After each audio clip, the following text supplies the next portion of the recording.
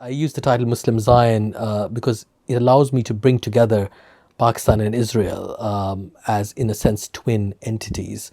Not only were these two countries founded within a year of each other, but Israel was founded upon the precedent, the legal precedent set by Pakistan in 1947.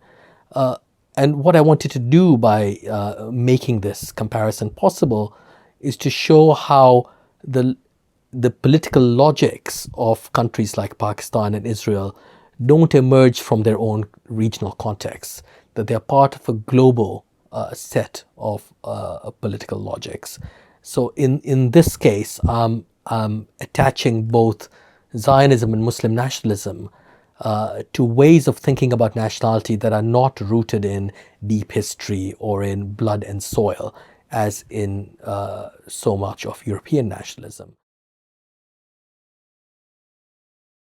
One of the things that, of course, is crucial in bringing together Zionism and Muslim nationalism in particular is the emergence of the minority as a distinct political category. This, of course, only happens with statistical forms of measurement, with census taking, with demography.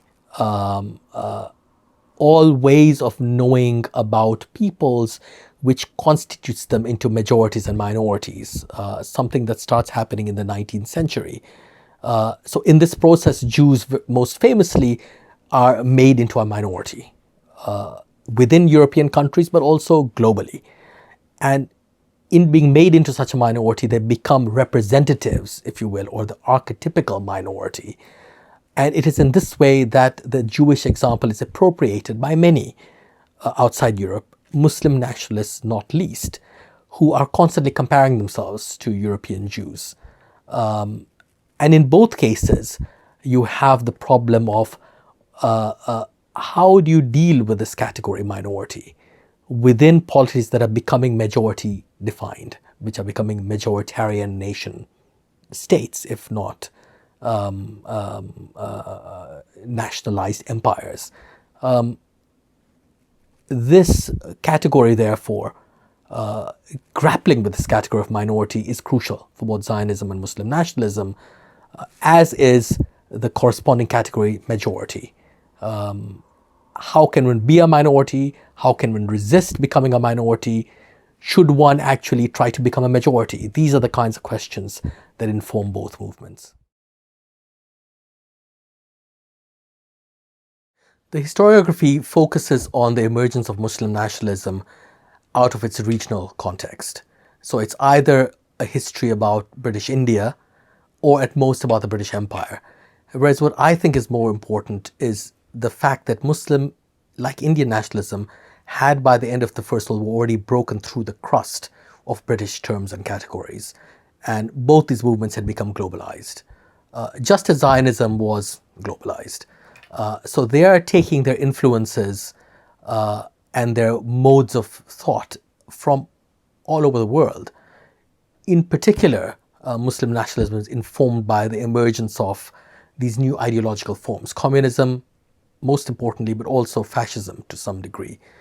And these forms are important not only because in the interwar period they seem to, as it herald the future of politics itself around the world, but also because they are formed explicitly on the basis of ideas. That with communism particularly, what you have is the attempt to reject the past, to reject all that is given to a people, and to form a polity within an explicitly global context. And that is what Muslim nationalism really finds attractive. It too would like to constitute a Pakistani nation, if you will, within a global context, global Islam being the global context here, but also one that is premised upon the rejection of the Indian past. They are utopian to some degree, of course, though at the same time, in all cases, you have the attempt to make them into realities, often in a very, very brutal way. And so they become realities. They don't remain utopian in that use of that of the word utopia.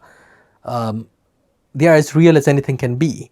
The thing that makes them distinct is the the explicit reliance upon the idea and nothing else.